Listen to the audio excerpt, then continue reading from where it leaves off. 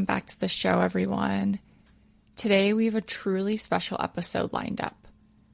It's a topic that comes up constantly, both in my professional life as a therapist and in my personal circles.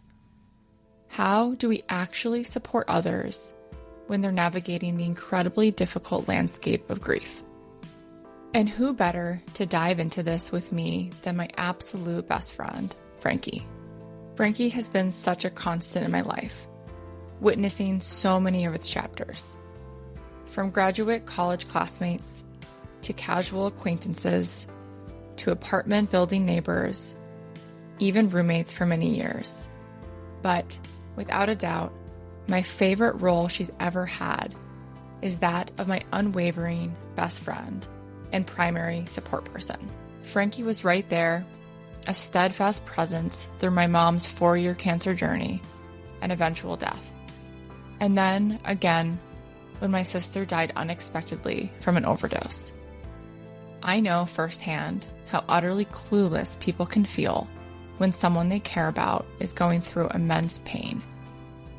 In the depths of my own grief, I actually lost friends. The story that I tell myself is that it stemmed from their own discomfort, a fear of holding space for my raw emotions, and perhaps just not knowing what the fuck to do or say. And because this is, unfortunately, such a common experience, especially in this society, I wanted to dedicate an entire episode to this crucial topic of support. Frankie will be sharing her personal experience of supporting me through the most traumatic periods of my life. She'll be offering invaluable key takeaways for all of you listening, whether you're currently navigating your own grief or if you've ever felt helpless in the face of someone else's pain.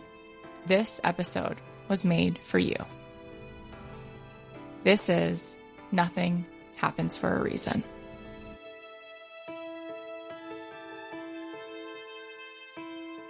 I'm so glad that you agreed to come on. Of course. You are such an important part of my grief story. Thanks for being willing to be here. Thanks for asking me. I'm glad to be here. Yeah. So much to unpack. Where to begin? Where to begin. But really, though. Yeah, lots to unpack. Been through a lot together. Have. So Frankie and I met in grad school. We met in 2013 out here in Portland, Oregon. We were in school to get our counseling degree, mental health and addiction. Wild. That feels like a lifetime ago. That was a really long time ago. And I think something that's really important as part of our story that also very much connects to my grief story involving you is I have this memory of when my mom got diagnosed with ovarian cancer in 2014. And I was in grad school at the time. I remember Frankie and I weren't super close friends at that point in the program. It was a small cohort, so we knew each other, but we weren't close. And we were in a group therapy class. Part of that class was we were kind of doing mock group.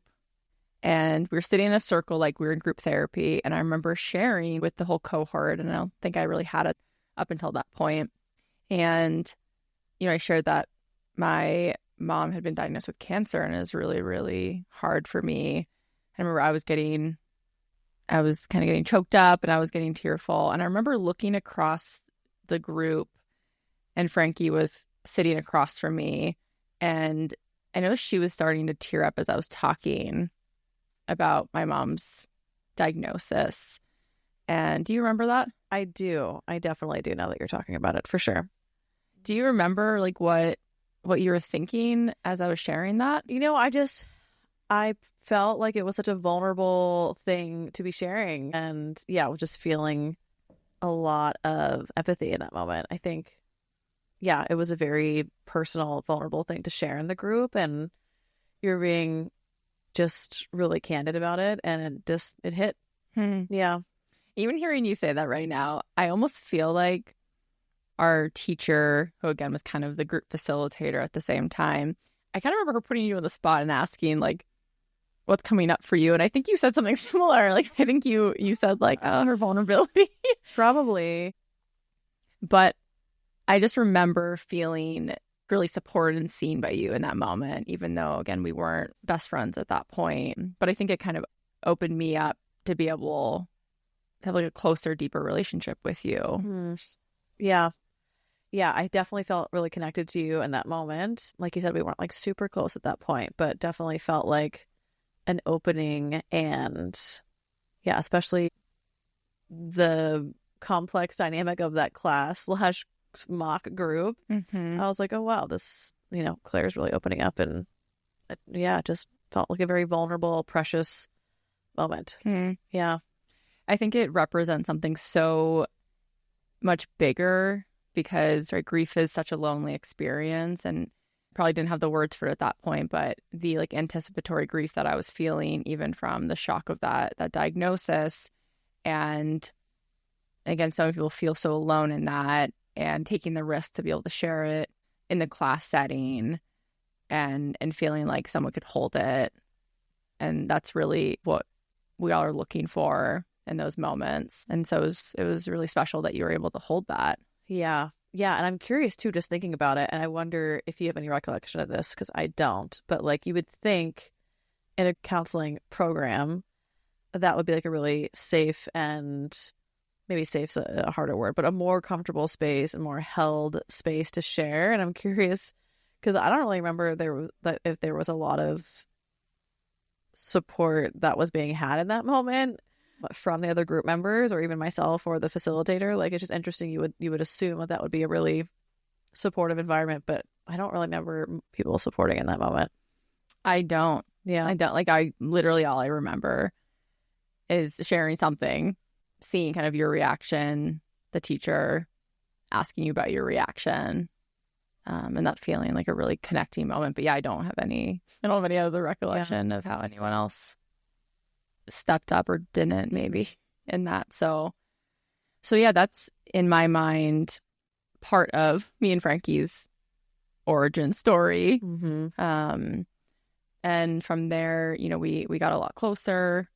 We ended up living in the same apartment complex on different floors, which, having at that point really becoming one of my closest friends in the same building as I was going through something really hard, was really important to me also. Having you close, like physically, for sure, close during that. As you bring up living together, I'm like, there's so much that happened from point A to point B, just in our relationship in general, and a lot of like life stuff and grief stuff.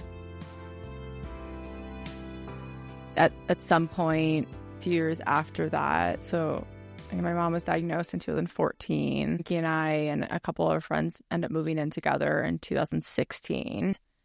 At that point, we were graduating and, getting our careers started as therapists, and lots of firsts within that too, all while I was juggling my mom going through chemo, finishing chemo, and feeling like things were heading in a positive directions. She had an early remission diagnosis. I don't remember exactly what year that happened. And then cancer came back, and from there. Who were you talking to at that point? Who was I talking to? Yeah. For support, like throughout like that. Yeah. That's like a big time period. You and my therapist. Yeah. Actually, early on, I was seeing a different therapist who she was really helpful for other things that I was going through. And then when my mom's cancer was progressing and grief was really becoming the primary thing for me to be working on, I remember thinking like, okay, I don't think she quite as specialized in this, and not really giving me what I'm needing, and I don't know what I need, but it doesn't feel like this is a good fit anymore. It was like early January of 2018 when I found my new therapist, who's still my current therapist, who specializes in grief. And so I had a therapist kind of throughout her whole cancer and dying experience, but the person I was seeing shifted at some point. But yeah, and I mean, other friends too, but I think there is just something really unique that stands out to the way that like you were able to support me within that time. And another really significant memory that comes to my mind about the whole painful 4 years is I remember beginning, I think it was probably February-ish of 2018 when we found out that she was terminal, and they were thinking about not doing chemo anymore. And I think at that point they gave her like 6 to 8 months to live or something like that. And you and I took a road trip in Oregon to the Painted Hills. We didn't actually get to see them because it was so fucking foggy. So Oregon. We literally got there one night. They were foggy. We were like, we'll wake up in the morning, go. Still foggy. We didn't see a goddamn thing. We have some funny photos of us standing in front of the Painted Hills, but it's just fog behind us. The trip served some other purpose. It is so memorable, not because of the Painted Hills, but just where we physically were. And I remember we arrived in that tiny ass town that Mitchell, Oregon, which is the closest town to the Painted Hills, and it's just one literal quarter-mile street that has a convenience store that closed at like 6. I don't think we even made it in time. They had oddly a brewery, and we stayed at the only like tiny little bed and breakfast motel. I don't even know what you call it. Yeah. And I remember you and I were just hanging out in the room because there's nothing else to do in Mitchell. And I was talking to you about the terminal diagnosis, and I was processing through how hard it is to be on the other side of the country. My mom was in New Hampshire on the East Coast at the time, and being in Oregon. And I have this really strong, vivid memory of just this deep feeling of, I, at that point, had worked with enough clients in my career who had unresolved and complicated grief. And the narrative that I heard over and over again was, like, I wish I had been there more. I wish I'd been there at the end. And I remember saying to multiple people and saying to myself, I didn't want that to be my story. I wanted to be there. But I felt so incredibly, like, restraint in how I could actually make that happen. I, had only been in my full-time career for a year and a half at that point, and I had financial responsibilities and our rent and car payment and different things like that. And I remember just feeling really at a loss of, I know I need to be at home. I want to be at home. I don't want to regret that. And also, like, what do I do with that? Do you remember the conversation? Yeah, I 100% remember the conversation, and I feel like it was one of the first and probably few times where I was like, I need to be like very direct, and it's wildly uncomfortable, but I feel like it was an opportunity in front of me, and it was so sensitive, and I had obviously never been through the experience that you were going through, and so I didn't want to project any of my stuff onto you of what you should or should not do, but also being my best friend and someone that I absolutely love and care about, I didn't want you to have that experience that you were talking about, that you were hearing with clients and people that you have worked with. So it felt very like taking a risk of, she could be pretty pissed at me having this very direct feedback. But yeah, I remember like that moment and being like, hopefully this is something that she feels, and having someone say it to her could give her permission to feel okay, to know that it's okay, but also like, shit, like, not quite sure how this is going to go over. Do you remember what you said? I don't remember the exact words. Yeah. Do you remember exactly what I said? Yeah. I mean, you were incredibly encouraging, right? It's funny to hear about your hesitancy of showing up directly, because like, I was coming to you saying, like, I know I need to do this thing, but I don't know how to do it. And of course you were really encouraging, like, yes, of course. But what I think made the difference, and this is the logical part of my brain, rent being the most primary concern I had, you were like, if it means the other 3 of us have to pay more for like for the rent to cover you while you're not working to be back home, like we'll do that for you. Right. It was like so special to be like, oh, like not only do you love and care about me and you're emotionally supporting me, but also, yeah, this is something that we would do if it means being able to be home more with your mom. 100%. Yeah. I mean, you don't think about the financial piece of things. And yeah, I do remember that now that you say it. To me, that was like a no-brainer. I was like, well, yeah, obviously that definitely means more than, a freaking rent payment, but it makes sense for you going through all the checklists of what would this even mean? How many things would this impact? What would the ripple effect be? It's impossible to think about doing that and not think about the financial stuff. So yeah, I'm glad that was a comment that made that feel less stressful of a decision.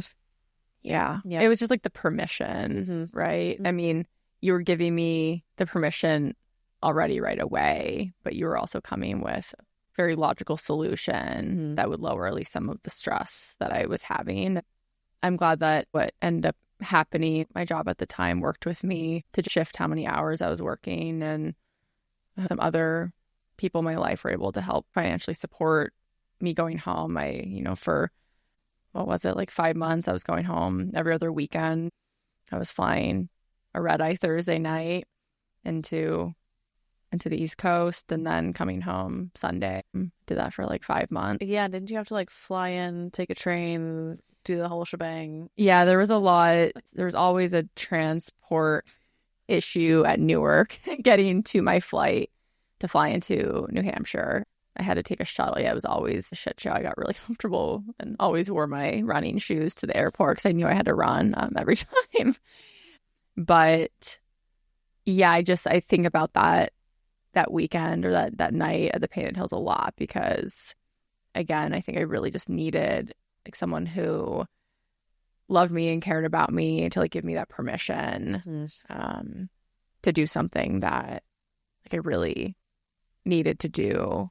Yeah, it was interesting because I felt like the way that I remember it is that you were just like really grappling with that decision.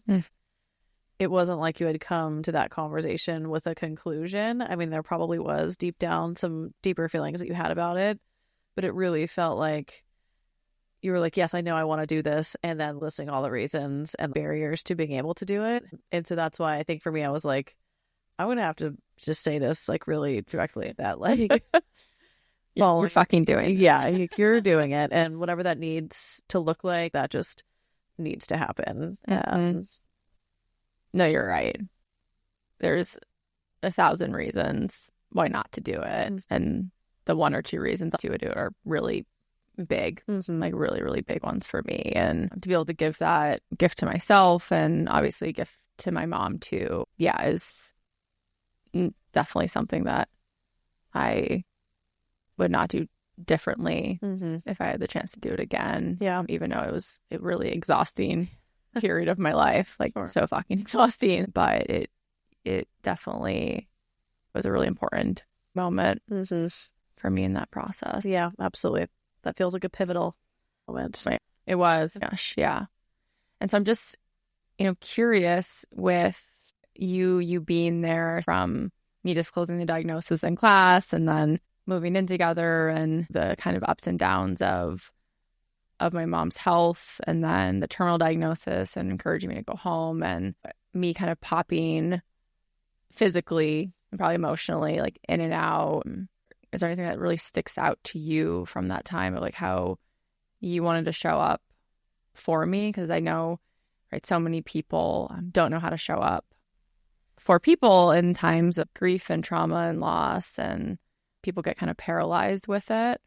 And I mean, through so many things, I feel like you did such a good job of showing up for me. So I am curious your process. Yeah, no, that's a good question. I feel like, it's nice, and you said this before, but it's nice to hear that, because for my experience, especially because it was kind of an up and down for a while, and this had transpired over, a several year time frame, I think things kind of happened slowly transformations with you, and then you and I, and then me, and like the ripple effect kind of happened slowly over time. But I think the through line consistently was, I know I love you, I know I want to support you, and constantly thinking about the best ways to do that given the different phases of what you were going through.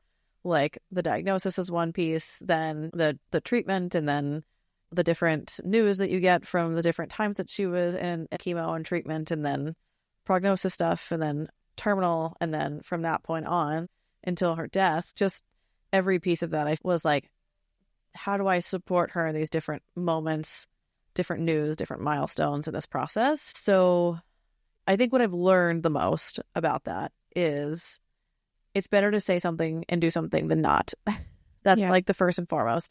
And each kind of big moment, or even like smaller moments, it's figuring out, okay, I know I want to say something or do something. And then this little voice in your head being like, well, is that enough? Is that the right thing? Is that the wrong thing? Is that going to trigger more grief? Is that going to upset her more? Is that going to come out the wrong way? Maybe I just shouldn't say anything at all. So I think it's been a lot of kind of quieting that voice over the years. And even now, after your mom's death, like you're, still experiencing grief from that death and other losses, whether that's something that I know that might remind you of your mom, or, her death anniversary, or Mother's Day. It's still that quieting that voice of, this feels important, and I'm thinking about Claire, and I'm thinking about you and your mom, and how to say that or be there in a certain way. Again, it's just like jumping over that anxiety voice and just being like, just do it. That's more important than getting it like perfect.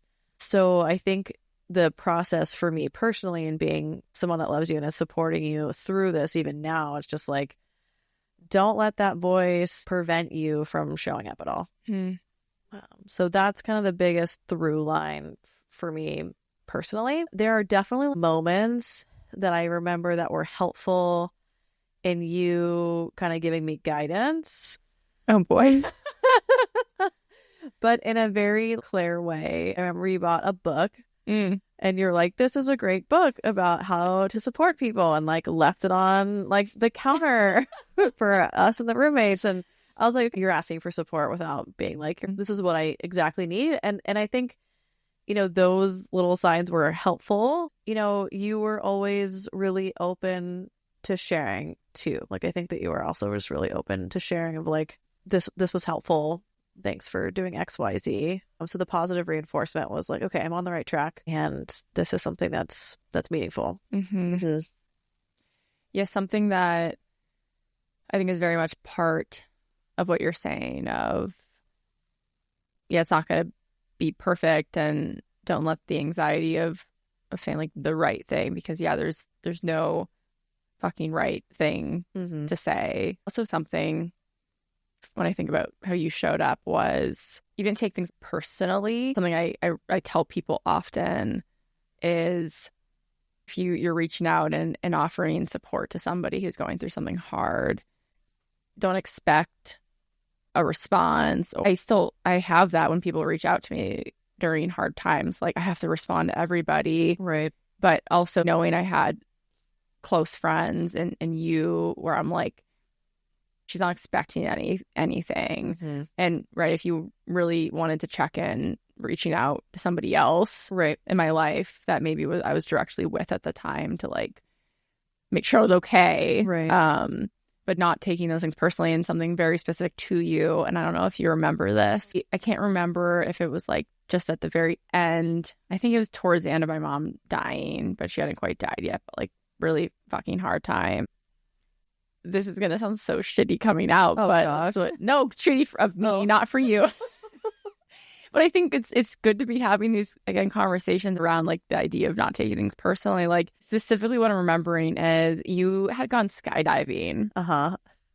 And I can't remember how I communicated to you, if it was directly or I was on the East Coast and I texted you. But I remember I was just like, I'm not in a place to hear positive things. I remember being like, you're having fun adventures and, doing these fun things over the summer. But I was like, I don't have it in me. Yeah. Be happy for you.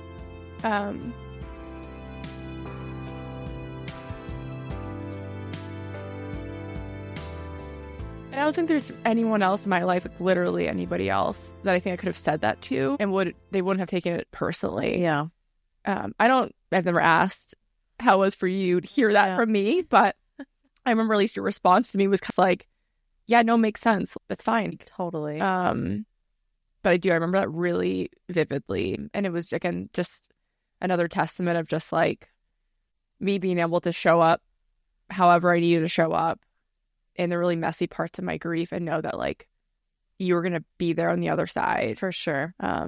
Yeah. I mean, I think that also is a testament to you being aware of that. I mean, this sounds so therapy-ish, but like the self-awareness of that and then being able to name it, because I feel like for so many people that can show up and feeling resentful, not saying anything, pulling away, or like doing X, Y, Z. And so I feel like that helped me, you know, as your best friend going through the process. And I didn't internalize that like, oh shit, this is about me. It's, you know, was helpful for me to be like, this is the head and heart space that she's in right now. And that kind of helped frame things for me at certain periods of your grief of like, this is what my best friend has capacity for at this point. And I don't think I would have been able to have that thermometer if you weren't saying those things, you know, because I do think throughout our friendship, things definitely changed because of the grief that you were experiencing and how much space we had for other things. And I think that like ebbed and flowed, and it was helpful to just frame it that way.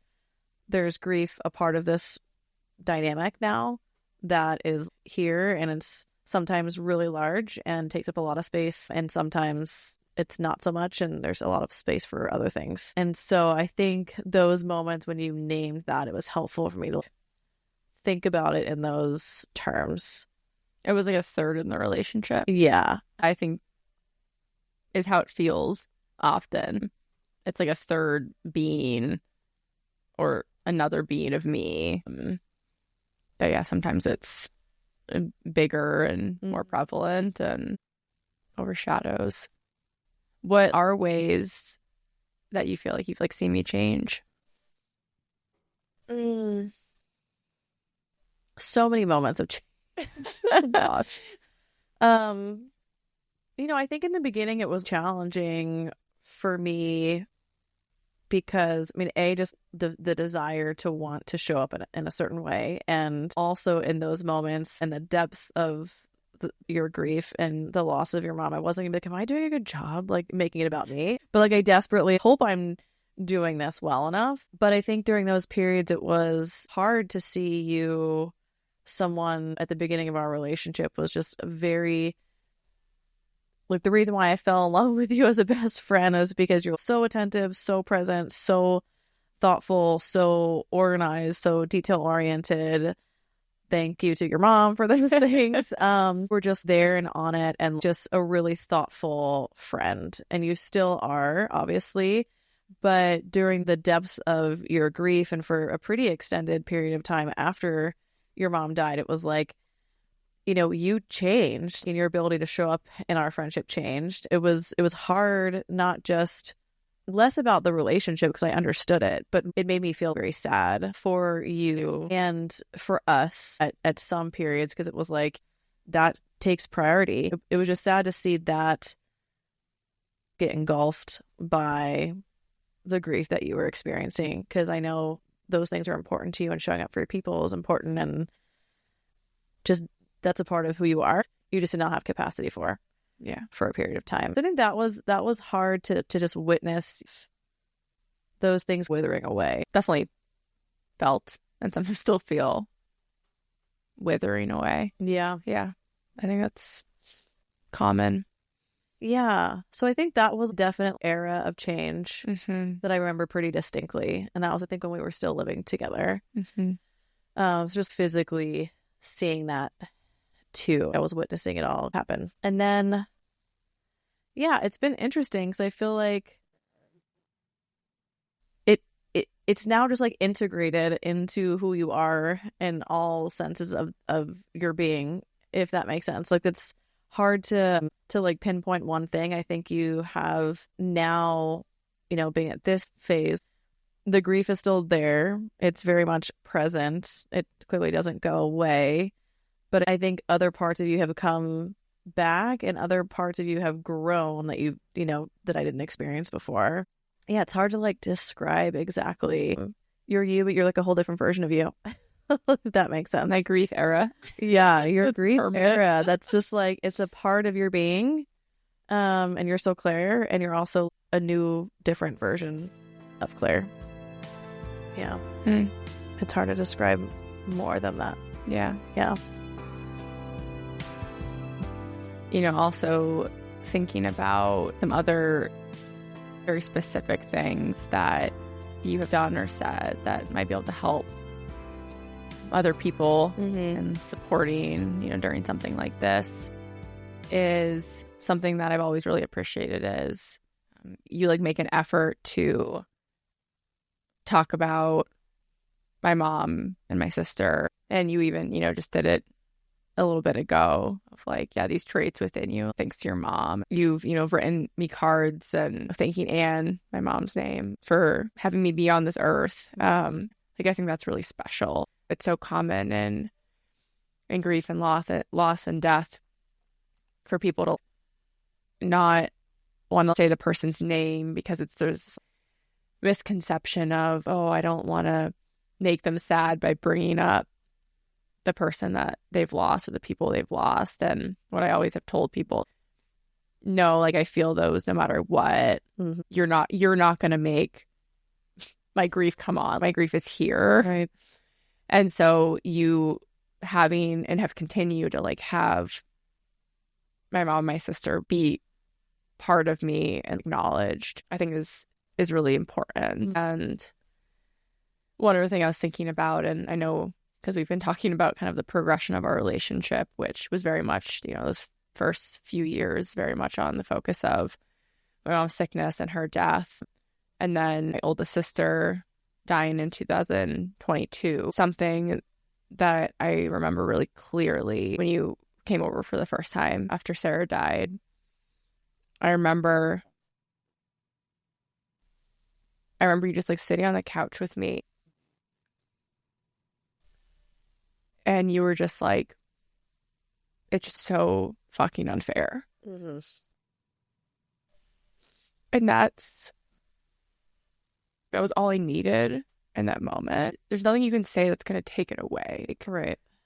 Yeah, like, I know life's not fair. I know that. But it did, and it still does, like, feel so fucking unfair to lose two of the most important people in my family and my life within a short period of time. And you just say those words. It just felt so validating. I felt so seen. That's what I was feeling. Yeah. And you just like named it. Yeah, that really stuck out to me during a very fuzzy period of grief. Fucks up your memory as well, but I remember that. Yeah, I remember that very vividly as well. There's just no other words for it. There was just nothing else. This is just so fucked. I still don't have words beyond unfair and horrific, and there's just, yeah. I think in that too. I think just in being a support person, I also have learned, and I felt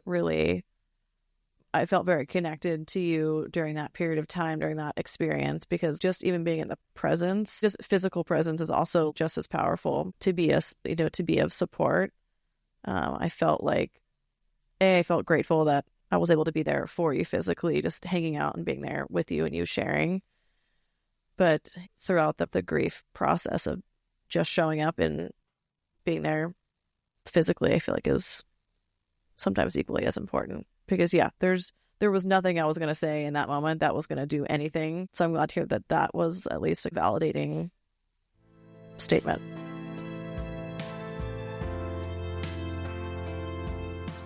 Yeah, I remember thinking in that moment, I felt that what I said, this is so fucking unfair. I also felt this deep, and I think I said this out loud. I'm not quite sure. Maybe I said it to you later, but I was deeply concerned for your well-being at that point. Very, very concerned. I feel like you were just on the precipice of feeling somewhat stabilized, whatever that new stabilization looks like after your mom had died. Yeah.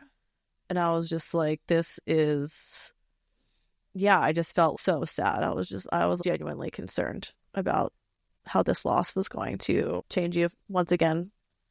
Yeah. I do remember you saying that to me. I don't remember if it was that night or soon after that, but I remember those words coming out of your mouth. Mm-hmm. What were you concerned about?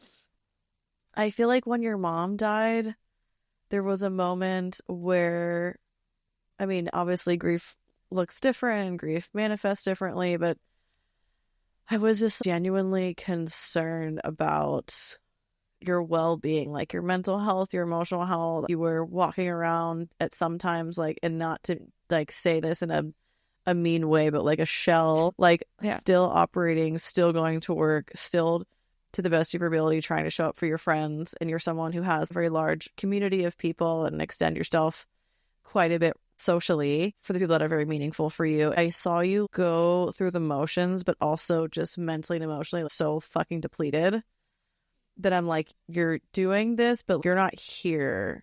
Like, you're not here mentally, emotionally. You're just, yeah, you're not here. So I think with this, you were just restabilizing this new norm of whatever that needed to look like. And I was just like, I don't know what depths this is going to bring you to. And you still try to operate in life. Yeah. Like normal. Mm-hmm. Yeah. Yeah.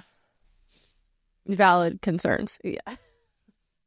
And no, it doesn't sound mean at all. And that's how I've described it to a lot of people and my therapist.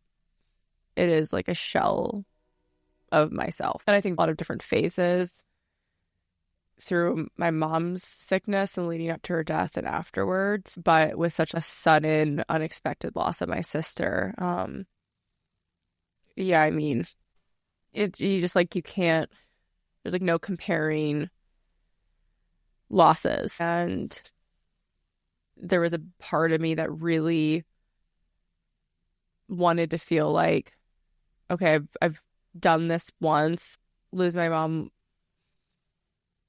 still is, and will always be like one of the greatest losses I will ever experience. And feeling like, okay, I've done that one. Mm-hmm. I've worked through it a little bit. I've stabilized a little bit. That anything that will come after this, I'll be ready. I'll be prepared for it. And there's like no preparing yourself. There was no preparing myself for losing my sister. And yeah, it was a shell. And I remember after the fact, I think I described that to you with your bachelorette party. Mm-hmm. Because there were just so many really amazing, beautiful things happening during that period after my sister died, for myself and for the people around me that I really care about. And like you're saying, it's important for me to show up for my people. And I wanted to, but definitely not fully there. Like I remember being at the bar at your bachelorette party, and everyone was so into dancing. Mm-hmm. And I just like wanted to fucking crawl out of my skin. I mean, in some ways, the sacrifices were like important and needed for me and worth it because I care so much about you and the other things going on during that time. But yeah, I was a shell. Mm-hmm. And was for a while. Yeah. Yeah. And I remember that too. I remember that night. And for me, I was like cognizant of that and also just felt like grateful that you put yourself in that position to show up for me, and was like, whatever version that I get of Claire at this weekend, and you showed up a lot during that weekend, you know, I knew that was like a stretch, and I felt really grateful for the effort that you put in again, because that's just kind of who you are as a person. And yeah, what's important to you. Yeah. I tried really hard Have you not? I know. No. Well, because the last thing I want to do is have you worried about me No, at your bachelorette no, party. of course not. Of course not. But knowing you at that point for almost 10 years. No, I know. There's not a lot. I'm sneaking by you. Yeah. I know that. Yeah. I try to put on a face. Yeah. I'm curious though for you, because you asked me how have I seen you change? Do you have things that have drastically like changed? It's a big question because a lot, probably everything. Like a lot, yeah, like everything. You know, there's the fairly maybe obvious parts. Having some sort of ongoing connection in like the grief, death and dying world is something that consumes a lot of me. Not necessarily in like a super like morbid way. It's just a fact of life, and it's a fact of life that sadly I've been exposed to. I think one thing that I reflected on a lot, especially first when my mom died, I was like, I don't think I'll ever have like a really exciting big moment or benchmark in my life without it being coupled with like sadness and grief. When I changed jobs for the first time after my mom had died, and then when I bought my house, there's just these things that the first wave is like, yeah, that's fucking amazing. And then the next wave is the people I want to share this with aren't here anymore. And so there's definitely like that aspect of it. I think there's very realistic and like sad parts of how I experience joy and what even the fuck joy is, I guess. I've had many existential crises about you don't know how long you have on this planet. But yeah, I think grief has changed my whole being of just joy and happiness, which is sad to say. It's not just pure joy. There's joy coupled with other emotions attached to it now. Or I feel like I have this really sad like life secret that not everyone has experienced yet. And I'm like, it's coming for you. Like that. Yeah, kind of like I've had this experience.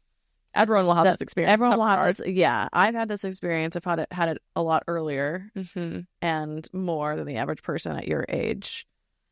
And because most people in your life have not experienced it, it's like you will at some point, and then you'll have a better understanding. Because there's no way to understand at all completely, but it's that experience where it's like, okay, that'll happen, and that'll transform you as it has me, and you'll have a better insight to what that actually has been like.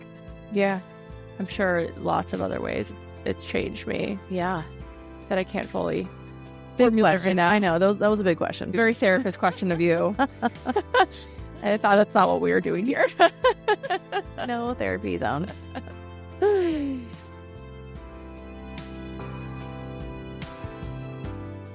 Well, I think maybe just to summarize. Yeah.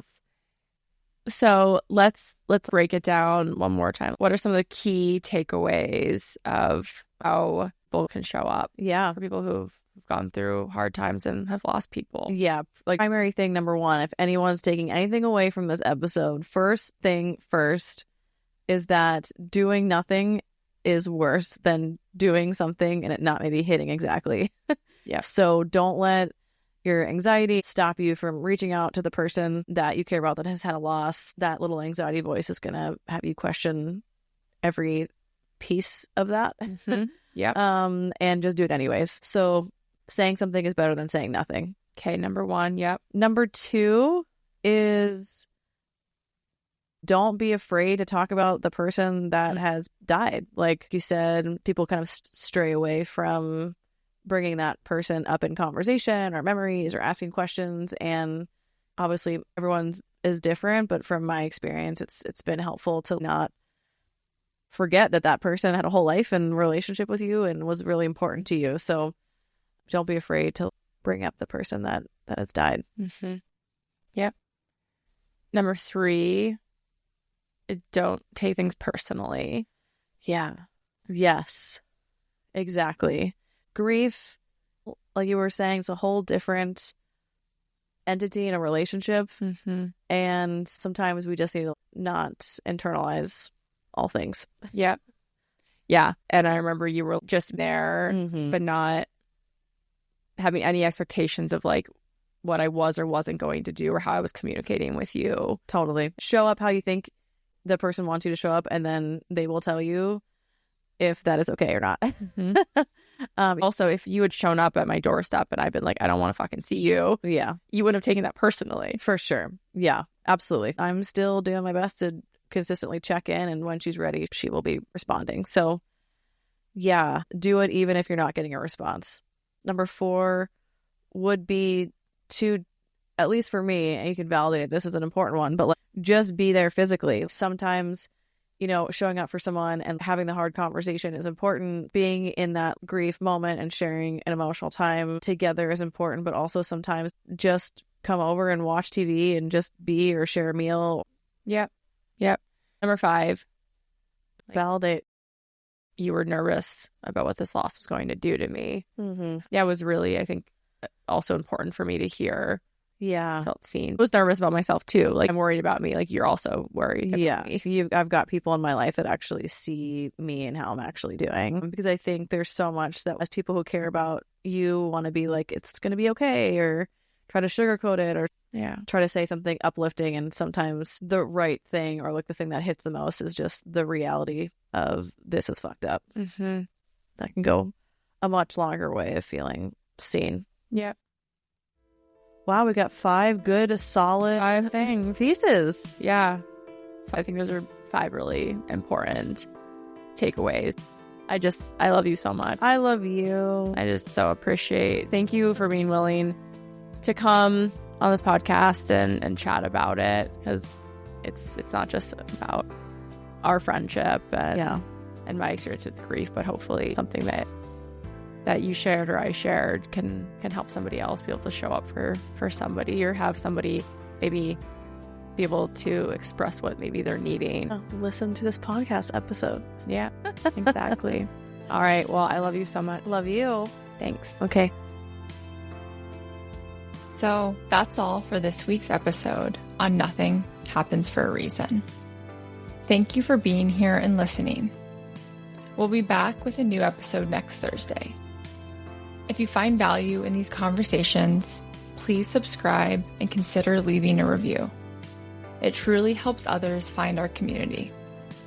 And if you know someone who might find solace or understanding here, please share this podcast with them, whether they're grieving themselves or seeking to better understand grief. I appreciate your support deeply.